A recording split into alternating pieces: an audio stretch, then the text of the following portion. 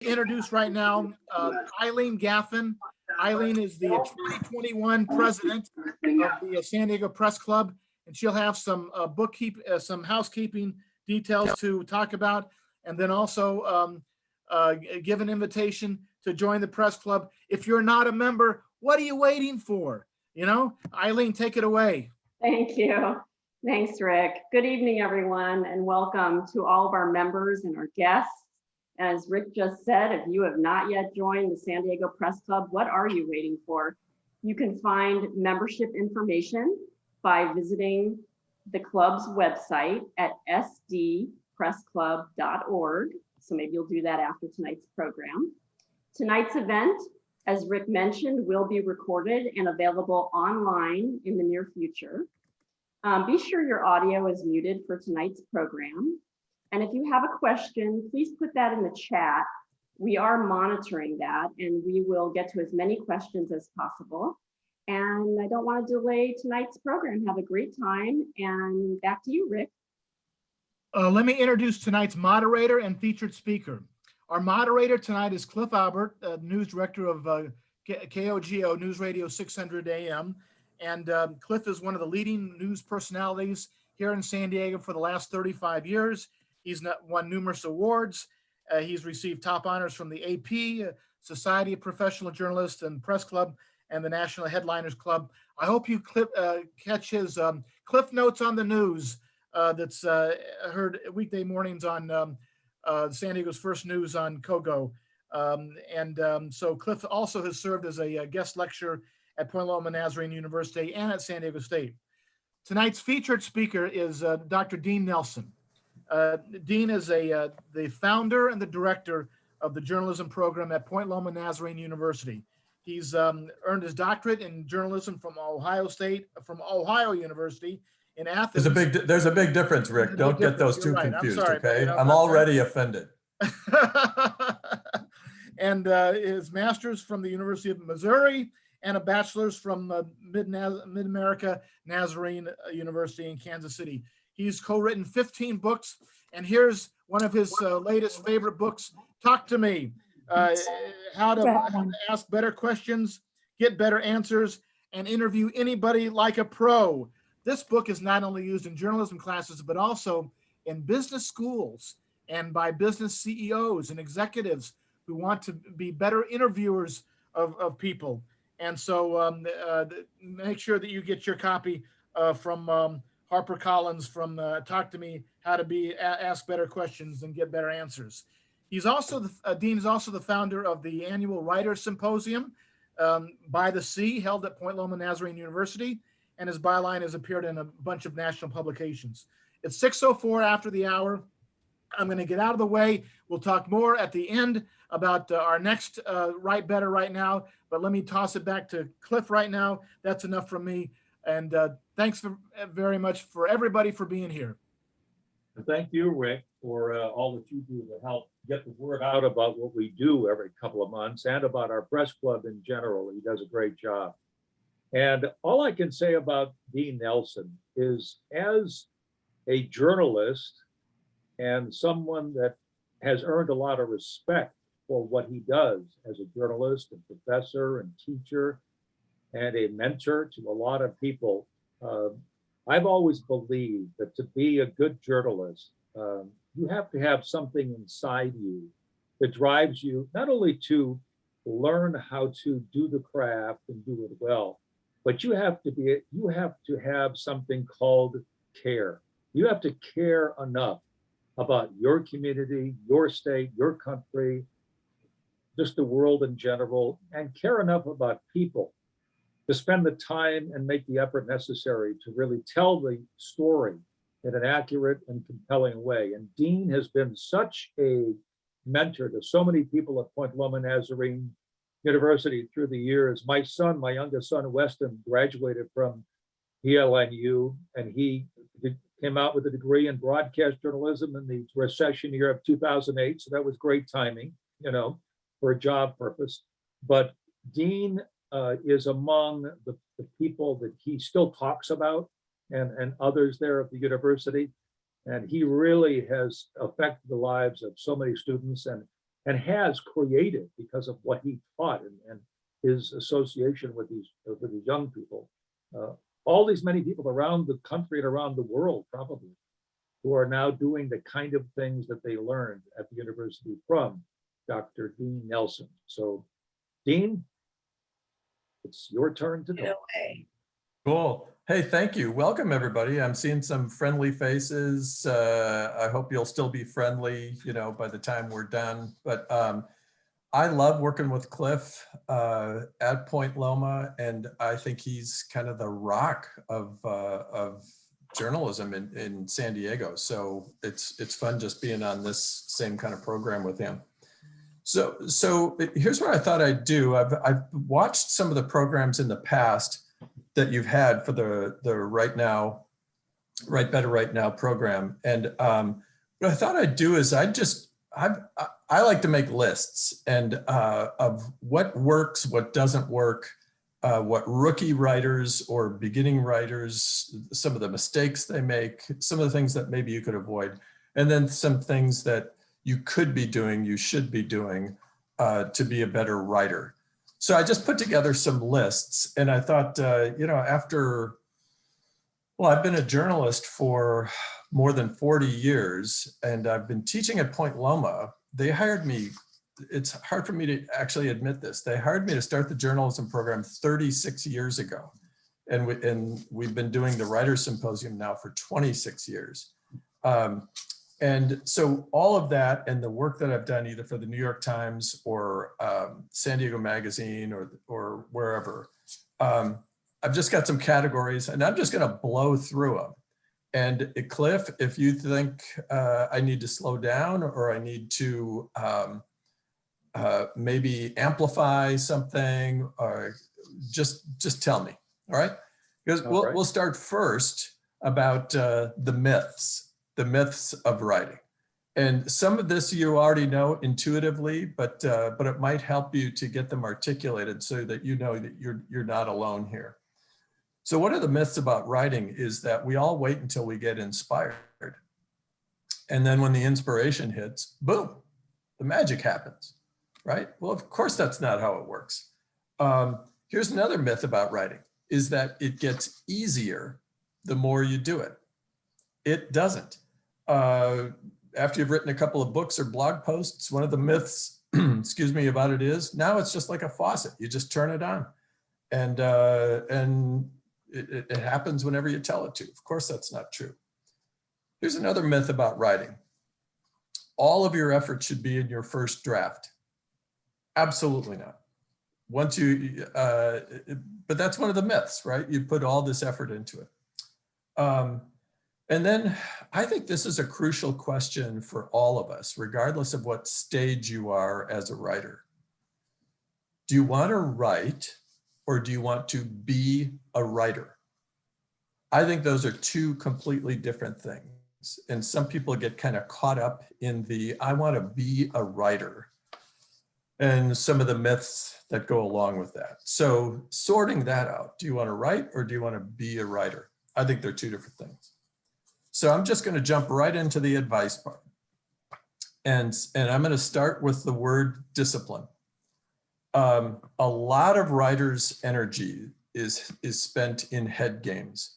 Am I good enough? Am I an imposter? Do I have anything to say? And I'm just saying, just get it out. Just get it out. Sometimes we feel like we need to wait until we're inspired. Here's what Jack London said about inspiration. He said, you can't wait for inspiration. You have to go after it with a club. Here are a couple of other quotes about why discipline is more important to a writer than inspiration. Stephen King has this great line. He says, amateurs sit and wait for inspiration. The rest of us just get up and go to work. Dan Pointer says, if you wait for inspiration to write, you're not a writer, you're a waiter. Think about that one. And then Peter DeVries said, I write when I'm inspired, and I see to it that I'm inspired at 9 o'clock every morning. So the discipline part matters. And after you get into some discipline habits. The distance between the work that you imagined you were going to do and the work you are going to do, that distance narrows considerably. And here's what I mean about when I say, do you want to be a writer or do you want to write?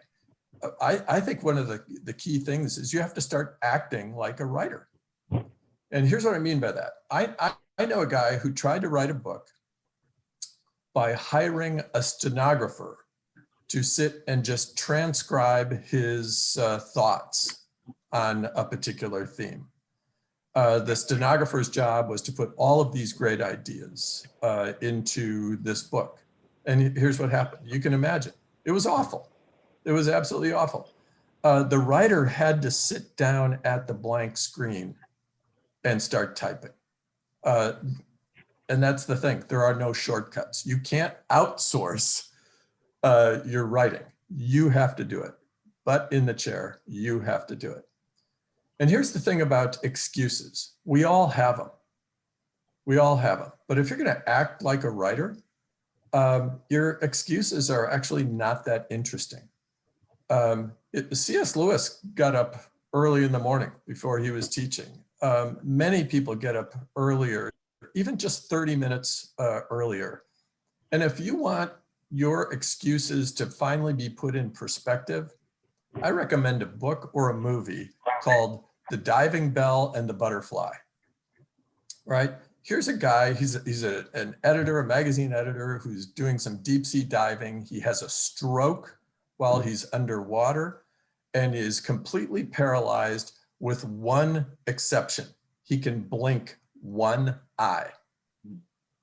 And a nurse figures this out, that he's trying to communicate with this blinking eye. And she says something along the line of, are you trying to say something? I'm going to go through the alphabet.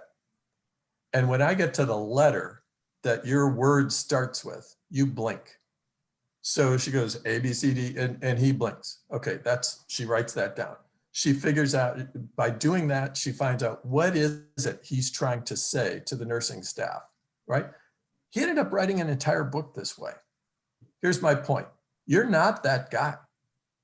Your problems are not that big. So you don't have any real excuse. My feeling is sit down, quit whining, and blink with both eyes and get to work. I do think that if you're writing nonfiction, which if you're part of the press club, that's probably what most of you are doing, you just have to make a commitment that you're not going to make stuff up. I can't tell you how many copies of Greg Mortenson's book, 3 Cups of Tea, that I gave away as either graduation presents or gifts to others. And then you find out so much of that was just not true. It was just colossal exaggeration. You know, if you built 6 schools for girls in Pakistan, that's a good thing. Don't say you did 40. 6 is good. The truth, and this is what I tell students all the time, and somehow if we could get it tattooed to our foreheads, that would be awesome.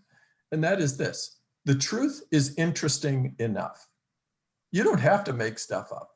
The truth is just interesting enough. All right.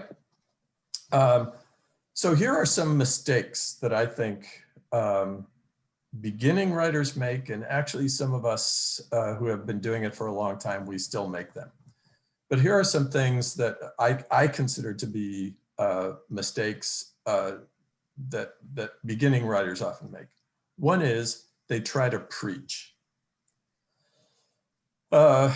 You start with a premise that says something like, I'm going to write something that will show people why racism is bad. Well, or I'm going to write about why we should all love America, or why we should all love God. And my feeling is that does all the work for the reader. So, you know, it's like saying, so dear reader, you see by this that racism is bad.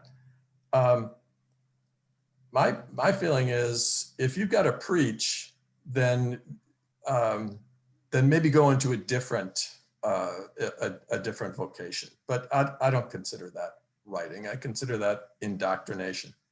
Propaganda might be a better word for it. One of the mistakes people make, I think, is that they lack focus and try to accomplish too much. You got to narrow it down. E.B. White, remember Strunk and White? Remember that great book, Strunk and White? Or Charlotte's Web, or some of those great things that he wrote? He has this great line. I have it taped to my wall above my computer in my office that says, don't write about man, write about a man. In other words, narrow it down, narrow it down. Instead of trying to accomplish way, way, way too much, narrow it down, narrow that focus. Another mistake that I think a lot of writers make is that if they're writing for a website or a publication, they haven't studied the site. They write about topics that don't apply or that have already been written about or contradict that site in general. So you can't ignore your first audience, and your first audience is your editor. So by studying who you want to write for, you'll have a better shot at getting your work done there. Another one is that rookie writers or beginning writers, they miss deadlines or they miss word counts. You can be a really good writer, but if you miss these obvious requirements of deadlines or word counts, a person with lesser skills is going to get the assignment. My professor, one of my professors at the University of Missouri, at the School of Journalism there, was under contract with Sports Illustrated to write 6 stories per year on any topic at any length. It was all up to him. And what I tell my students is, you're not that guy. So you've got to live within the constraints of the organization that you're trying to write for. And here's the thing, editors are busy people. They're going to go with people who cause them less work, even if you're a better writer. Another one is that rookie writers don't check spelling or grammar. Even with autocorrect, especially with autocorrect sometimes, or spell check or something like that, that doesn't mean you've gotten it right. Many people who are editors because they love the language. They just love the language. And when they see you repeatedly messing it up, they get to a point where they're just going to stop reading. And so I just made a quick list here. You got to know the difference between compose and comprise, fewer and less, among and between, affect and effect, adverse and averse, virile and viral, cosmology and cosmetology, astronomy and astrology. You got to know the difference between those words. In fact, here's my favorite. I just saw this in a headline in a newspaper. I didn't get the name of the newspaper. Somebody just sent me a photo of a story about a pitcher for the Oakland A's baseball team who pitched against the Boston Red Sox recently. One batter, the pitcher threw right-handed, and another batter, the same pitcher, threw left-handed. That's a remarkable thing. And the headline said, amphibious pitcher throws for the A's. Amphibious. There was nothing in the story that said he could swim or that he could throw underwater. I actually looked at the story and the story said ambidextrous, but the headline said amphibious. My point is, the right word matters, and editors just aren't going to put up with too much messing around with it. My personal favorite is the difference between Martial, M-A-R-T-I-A-L, and marital, M-A-R-I-T-A-L. The only difference between Martial and marital is where you put the I. Think about it. So they're going to go, editors aren't going to go with people who ignore the rules. Rookie writers don't verify information. They accept hearsay and rumors and don't check them out. And that's obviously a problem. Rookie writers don't write regularly. Writing regularly has to be part of the diet of a creator. And it's almost impossible to just sit down and knock something out that's really well done if you only write once a month. Imagine saying, you know, this morning, I'm gonna do that triathlon. And you haven't done anything to prepare for that? It's just not, it's not gonna happen. Or tonight, I think I'm gonna sing at the opera. And you've done nothing to prepare for that. It's all about practice. I love what the great violinist Jascha Heifetz said. If I don't practice one day, I know it. 2 days, the critics know it. 3 days, the public knows it. So don't avoid practice. And here's one that I think everybody probably has trouble with. People spend way too much time on their first drafts. This is a huge problem with college students. College students have been somehow just positioned to say that whatever they turn in has to be perfect the first time. So you see them just agonizing over this sentence or crossing something out or moving, you know, stuff around.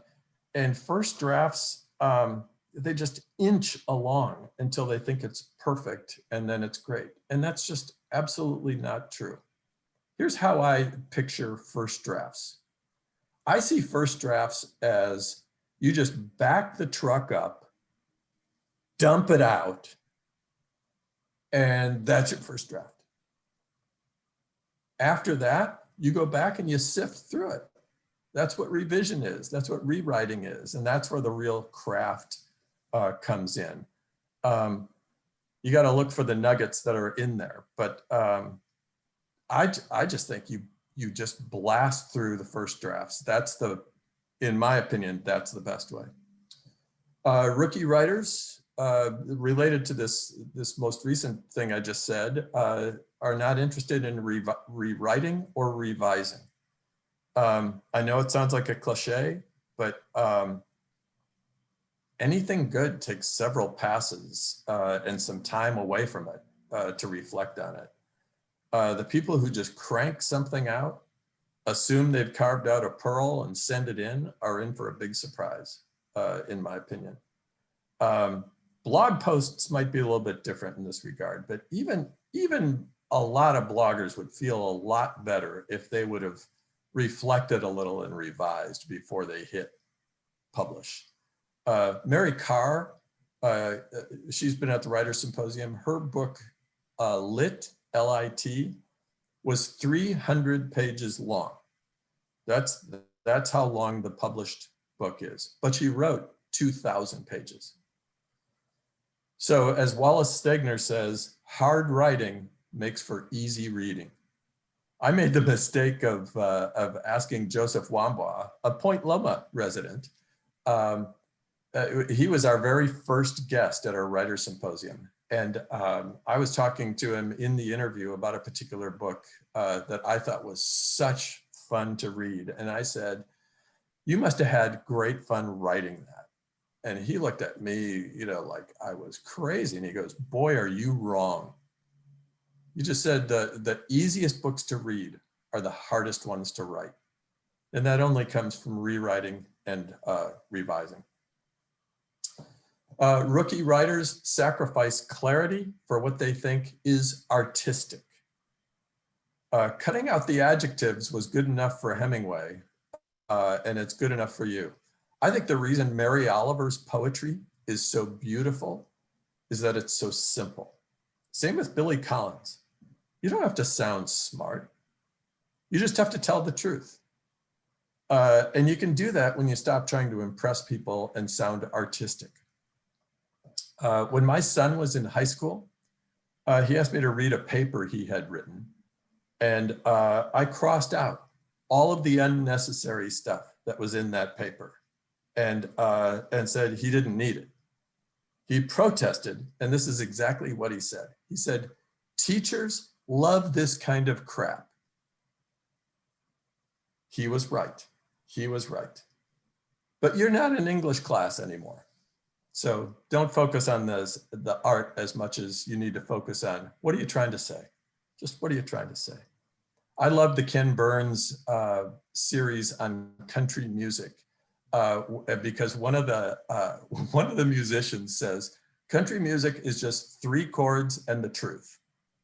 And I just think that's awesome. I'm not a country music fan, I'm a Ken Burns fan. So I looked at it more about the technique, but I just thought 3 chords and the truth, that's how we should be writing, just 3 chords and the truth.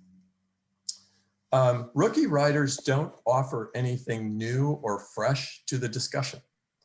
At its worst, the work just perpetuates stereotypes, reaffirms assumptions, and removes the need to think.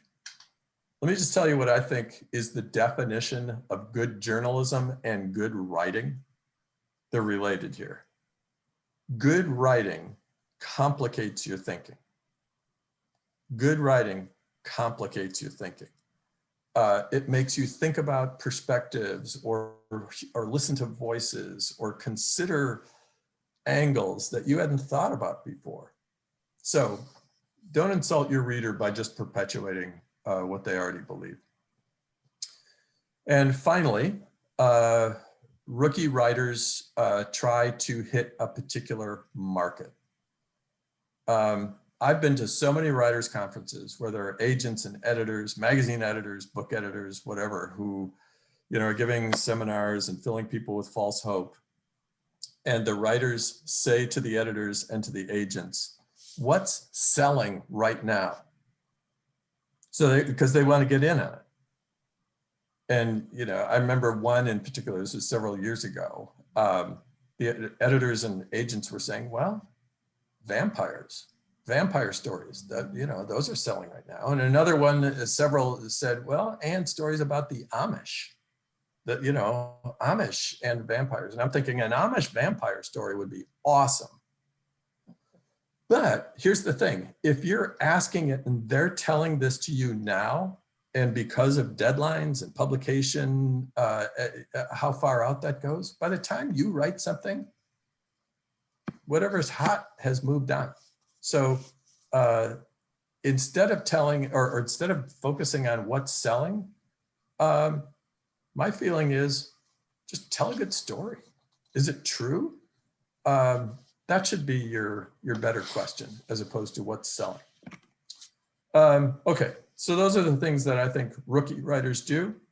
And now I'm going to move into here's what you should do if you want to get better at this, right? I think you write as if you're on a treasure hunt. It's an engagement in mystery. If you already know everything that the story is about that you're working on, I don't think what we're really after is an exercise in certainty. Think about how Michelangelo would pick out what he was going to work on. He would go to the quarry, pick out a slab of marble, granite, whatever it was he worked on, bring it back to his studio, have it brought back to his studio, and then he would just start chipping away at it. Like, what's in here?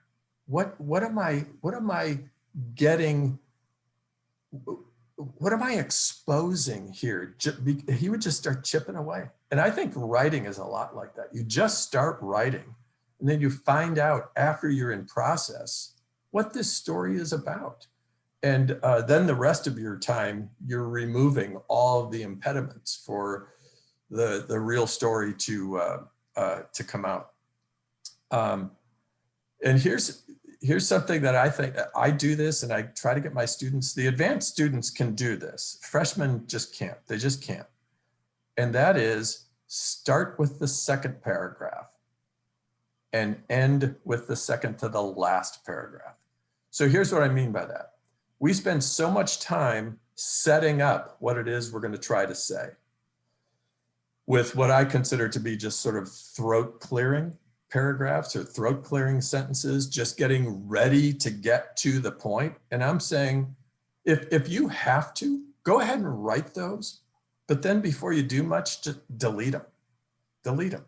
Start with your second paragraph. Start with what it is you're trying to say. Not, a lot of people are still stuck in that 5-paragraph essay.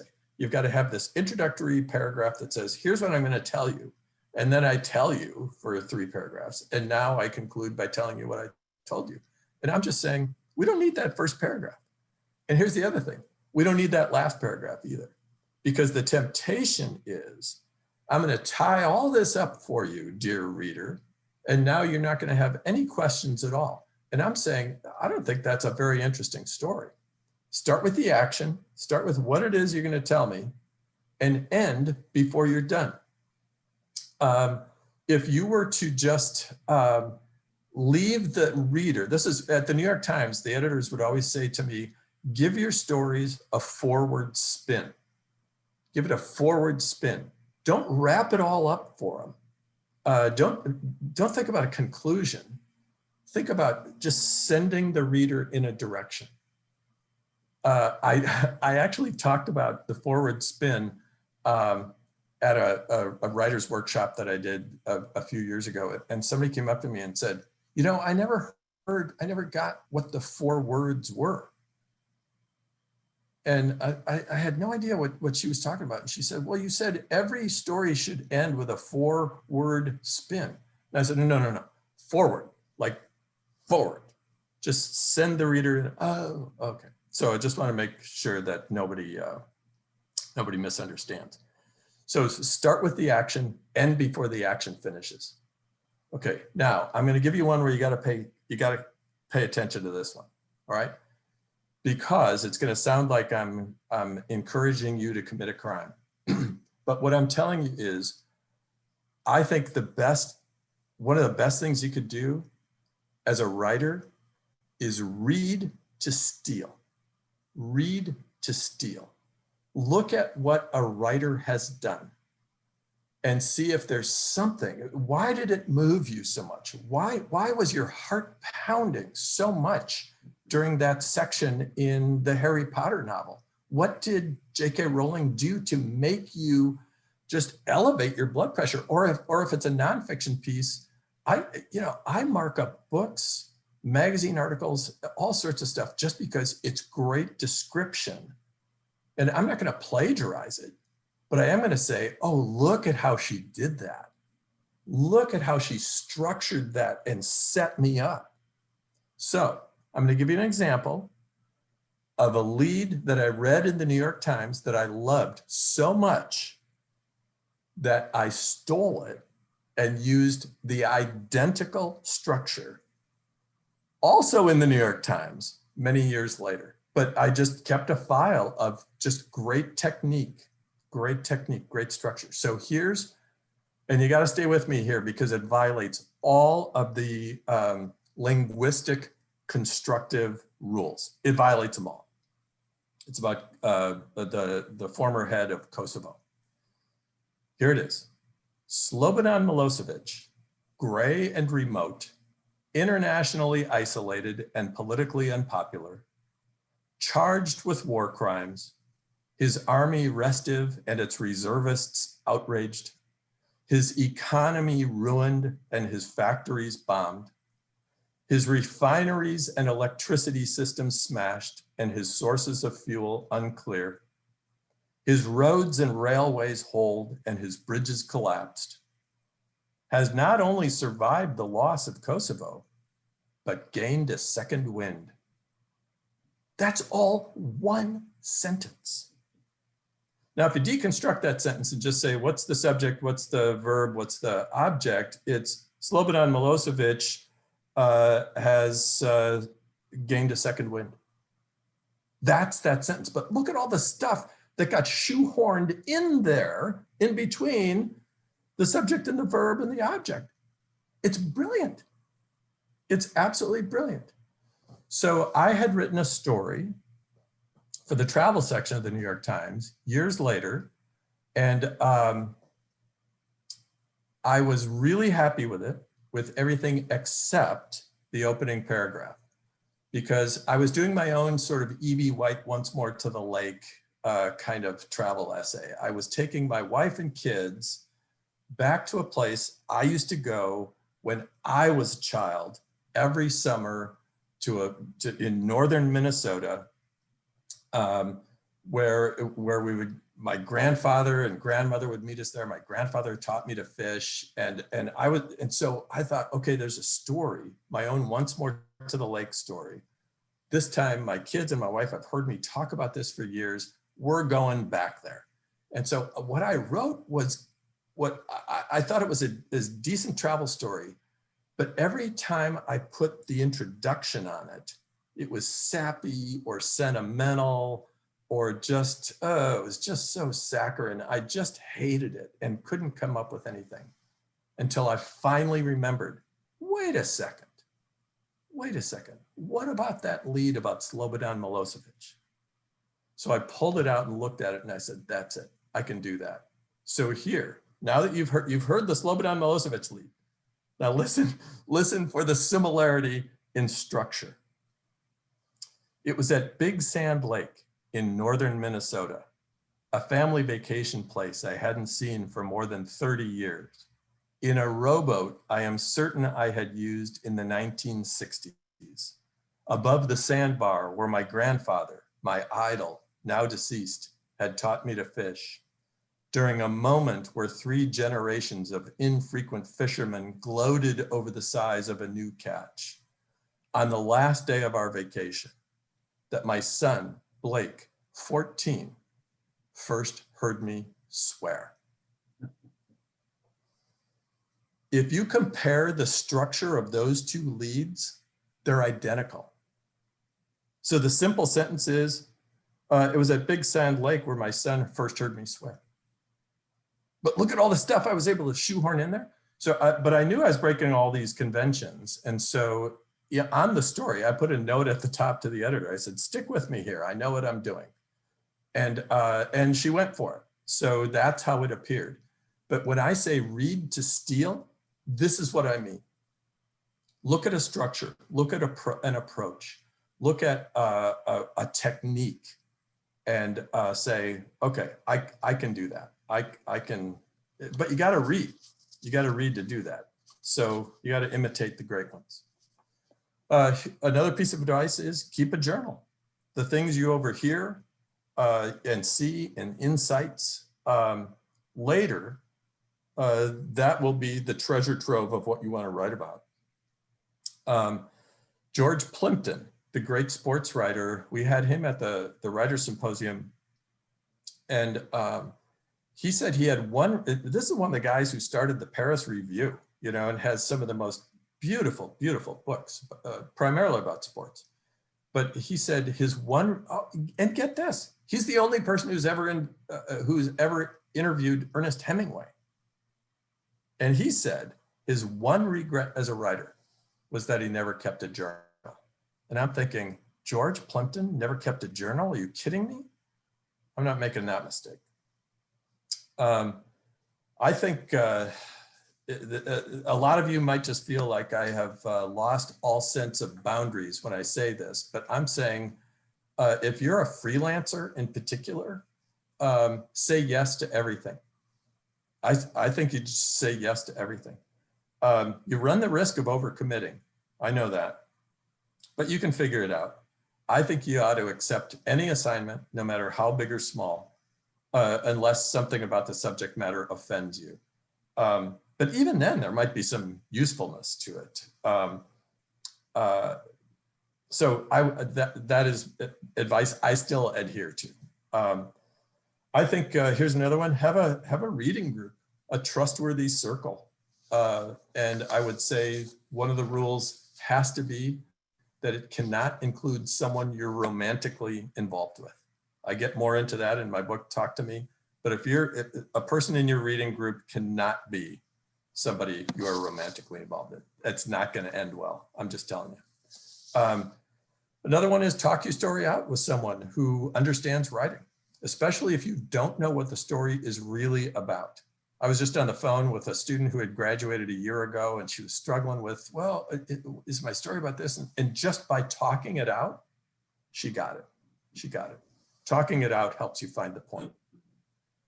Turn in your stories before the deadline and hit your word count.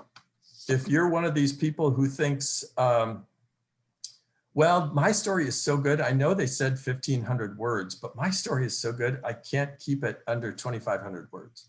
I'm just telling you, they're not going to use it. They're just not going to use it. You're not that good.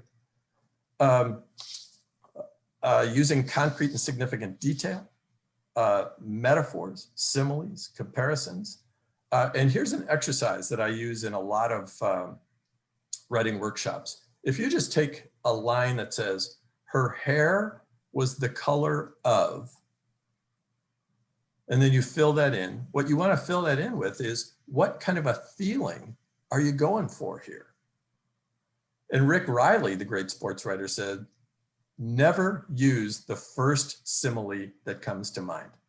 So if he's describing a person who's a really fast base runner, he says, the first simile that comes to mind is, you say he was as fast as lightning. Well, if it's the first simile that comes to mind, I guarantee you it's a cliche. And his point is, yeah. I don't want to interrupt you right now, but you're talking about words, and we have a question here from Julia Wright. She has a question about the kind of words to use. She says, oh yeah, hit me. My mentor at my first PR agency said that good writing, especially good headline writing, is all in verb choice. What are some secrets to writing an active voice? Yeah. Yeah. By the way, she adds, P.S. OMG, throat clearing. So true. Yeah, the throat clearing stuff. I mean, if you can't help yourself, just go ahead and put it in your first draft, but just mark it and know that you got to take it out at some point. Those verbs and active words. What do you suggest along that way? Yeah, and well, I think you have to really do this dance of, do you want to write a really interesting word that maybe not everybody's going to understand? I think simplicity and clarity are probably your best routes. If the Padres win a baseball game, if instead of just saying Padres win, I think there's a way. Let's say the key play there was somebody stole home. A player stole home and got the winning run. So I just think there's a way that you can write in a more interesting way that says something like Padres steal this one. But whatever first comes to mind is almost never the one you want to use. So find one that fits, and then I would say walk away from it, do something else for a little bit, and then come back and say, all right, what's just a stronger word? The thing is, you don't want to go to a synonym dictionary or something like that, because again, you're just going to end up with cliches. This is taking the long view. It isn't solving that particular headline problem, but I think if you read more and pay attention to active verbs, passive voice is just so boring. It just removes you, and of course the cliche is a good time was had by all. Instead of that, you just say, we all had a good time. Right. That gets you into the action of it. So looking at it, putting it in a first draft, then coming back to it and say, does this motivate anybody to read this? Because part of headline writing is sales, right? You have to give somebody a reason to not turn the page, and sometimes the headline is going to be it, and sometimes you have to misuse a word apparently and use amphibious instead of ambidextrous. Hopefully not too often. Yeah. A basic question in journalism here from Carl. Yeah. He says, in journalism today, is the day of the 5 W's and the H, who, what, where, when, why, and how over? No, and of course it's not over, and Carl knows it's not over, but it's Carl, I know Carl, and it's Carl's way of saying, a lot of people are ignoring the who, what, when, where, how, and why, and they're just kind of giving their opinion on stuff. I'm with you, Carl. But is the day of those questions over? No. I will say one of the things that I've seen evolve in journalism, and Paul Kruger, you can help me out here, or Carl, or anybody that I've worked with over the years, I have seen more and more reporters insert themselves into the story and say, when I approached so-and-so, and I personally don't appreciate that, but I wrote a story about about something in Iceland for the New York Times, and they wrote back and said, we want to know how this affected you. Put yourself in the story. But that was for a travel story. But I would say the who, what, when, where, how, and why are still very important, Carl. Carl and I share Swedish heritage. I just want to give a shout out to the Swedes here. But those still matter. But I think a lot of people confuse, then I'm going to give my own interpretation and my own analysis in here as well. So I'm not a fan of the word objectivity personally, because I don't think there is such a thing, but I think there is a way to make sure that you have been fair or at least neutral. That isn't exactly what Carl asked, but I know what his follow-up is. So there you go. One of the questions I did want to have you address before it gets too late is the impact of social media and the fact that so many young people are growing up by communicating in social media, short, snippy, abbreviated, emojis, the kind of communication that is occurring now for everyone. Is that having an impact on writing today, on how people? Oh yeah. Yeah, I would say in part it has an impact on attention span. And so, yeah, but the actual writing and the craft of it as well. But I mean, I think there's a recurring theme throughout civilization that says, oh, whatever this new technological thing is, this is the death of us. People said this about your medium, radio, Cliff, back in the day, and said, this is the end of writing because now it's just all spoken. It's just not true. You know, good, strong storytelling has a place. My sense of it is, always will have a place. I don't think we're all about to be replaced by TikTok videos. And I have to ask you, because we talked about your book, and because it's not directly about writing, but it certainly has a great impact on what you write about in that book, and that's listening, the training yourself to listen, because as a reporter, as a journalist, you are, as you said, you're on a treasure hunt. You're seeking information, a prize, whatever it might be, to write about. And talk about, as you do in your book, about how listening can make such a difference. Well, I'll give you an example. I think it makes a huge difference in interviewing, clearly, because, and you saw that with the Oprah and Meghan and Harry interview. She actually listened and followed up and circled back to some things that got brought up. But I think the listening, sometimes you have to listen to what's going on in your own head and heart. And I'll give you the example. The arts editor, Michael Rocha at the Union Tribune, asked me to write something about the quarantine, maybe a month or so after it had started. And I was just thinking, we don't know how long this is going to go. My feeling was everything that could be said about it. Now, keep in mind, this was in May of last year, and my thinking was everything that could be said about it has been said. I don't really have anything new to say about it. And then I was on my exercise bike in my garage, just kind of looking out over the the yard of my neighbor's house, and I saw these two birds fighting in the air, and that just sort of led me to thinking, actually, that's what's going on in my own head and heart about this. I've got all these distractions going on, and I just need to get rid of some of those distractions so that I can actually fully enter in and be present during this time. And so I just started kind of mulling that over and writing several drafts to that, and just thinking, there's a nugget in there somewhere.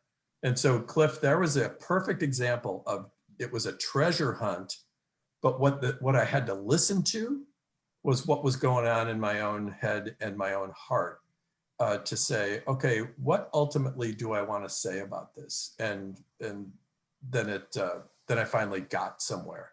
But listening to yourself and listening to one another, oh my gosh, that's one of the things we just are not very good at. When it comes to yourself and your heart and your mind and your soul, Gene Ferris asks you, when can you insert a personal takeaway in a feature story where it makes it more powerful, where it makes sense to do that? Yeah, I think in feature stories, it's generally acceptable now. I personally think sometimes it seems gratuitous, where the person is just kind of inserting herself into the story just to let us know she's there. And I'm thinking, well, like, I sat down at the Chase on the Chase lounge next to him, while he was finishing up a phone call, and I don't need to know that. If it serves the story, then I'm all for it. If it's just a way to do a little bit of an ego trip on your part, what's the point of that? That we're not here to read about what you think. We're here to read about the person you're writing about. So I think it's a little bit of a dance, but if it serves the story, I'm all for it. And I think features are the place where that works, and works really well. More and more places are wanting that kind of personal, that personal piece. You were talking about the freelance, if you're a freelancer, what it takes to write about as much as you can. Is there still a market for long form journalism, especially if you're a freelancer? Sylvia Mendoza's asking. And any different tips for pursuing that type of reporting or writing? Yeah, I think there is. I think magazines, for instance, that get away from that and only do lists are doing that at their own peril. And for this reason, people still like to read a good story. They still like to read a good story. And there's a great website, I think it's called longform.com, where there's just some marvelous long form stories that are very, very well crafted. But I think certain magazines, certain websites, a lot of it is, like I said, about attention span. That is problematic a lot of the time. But, the fact that the Washington Post and the New York Times have more digital subscribers now than ever in their history. New Yorker magazine, my gosh, you want long form? And they've got a lot of subscribers. I wish some of the city magazines, the metro magazines, still did some of the more long form pieces, and occasionally they do. But I do think, Sylvia, that there's a place for it. I think you have to hunt a little bit more for it. Yeah, it's interesting because what you say about that kind of issue that people wonder about in terms of all the digital activity going on that has become vital, obviously, to our industry to be successful. And what about somebody asks here, how do you balance the SEO, the search engine needs of a website to grow and get more hits and more views and more pages seen with great leads. Yeah, and that's, that's a tricky one as well, but it's always been that way. All news organizations have had to come up with a mix between what are the things that are going to get readers in, and what are the things that we want them, to be a little more engaged in. So you've still got this dance of what do people want to know and what should they know? And those two things have to live in a certain amount of tension. But this is not a new phenomenon. I mean, the penny press days of William Randolph Hearst and Joseph Pulitzer, where you have little kids, you remember Newsies? I mean, those things really happened. They're shouting out. That was the origins of SEO. They were shouting out, these terrible headlines just to get people to buy the paper, and then maybe they would read some of the more important stuff as well. Nothing that we're experiencing now in the present day, technology, all of that, none of this is new. This is one of these things that cycles through, and everybody predicts the end of the world, and then we move on and figure out a new way to do it. I'm not a Pollyanna. I am an optimist, and I'm old enough, and so are many of you, to have seen the predictions of the end of reading and writing. They just haven't happened. Look at the numbers of journalism school students across the country. Journalism enrollments are up. I'm just telling you. And where are the jobs? I don't know. Here's what I tell the students. The jobs that you're going to have haven't been invented yet. So learn the craft of storytelling. Learn the craft of using the right word. Learn the craft of getting people's attention and verification, and getting the human voice and the human perspective in there. You're going to find a way to get that out. Being in the spoken word business, we've seen the explosion in podcasts, and Yeah, the most successful podcasts are the ones that tell great stories. By the way, your friend Tara Larson just wanted to make sure that we're talking about headlines and SEO. Is headless body and topless bar the classic? Oh, headline? yeah. So it's still, yeah. that still persists. Oh yeah. But see, that's the classic, how do I get people to buy this paper? Kind of a headline. Everybody thinks search engine optimization is a new phenomenon. It's not. We've only got a few minutes left, but I wanted to give you a chance to, make sure you said something that maybe you haven't had a chance to say yet to pass along to everybody. I think maybe I'll give you one final just bit of concrete advice, and then I'm going to try to exhort you the way Ray Bradbury finished an interview that I did with him at the Writers' Symposium. And here's a piece of concrete advice. I've never read this anywhere, but I've just put it into my own practice, and I just think it works. When you're done writing something for the day, or you're trying to wrap something up, don't wait until you get to the end of a thought. Finish end your day in the middle of a sentence, not the middle of a paragraph. End your day in the middle of a sentence, for this reason. When you go back to pick it up again, you can at least finish that sentence. And now you're kind of moving, and you don't have all this inertia to overcome and say, well, now what do I want to say? You've at least got yourself in motion. So that would be one last piece of concrete advice. And then here's the other thing that I would say is just think about why we do what we do, and think about what a privilege it is to do what we do. Ray Bradbury said, our job as writers is to bear witness to the miraculous. Oh my gosh.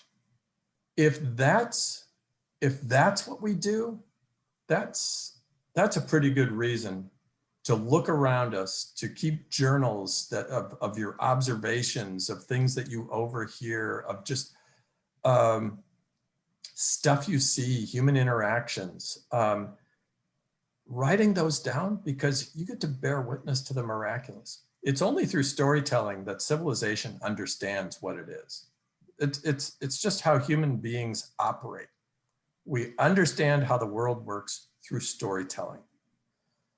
And we get to be that voice for a lot of people. It's a privilege, actually. And so we get to bear witness to the miraculous.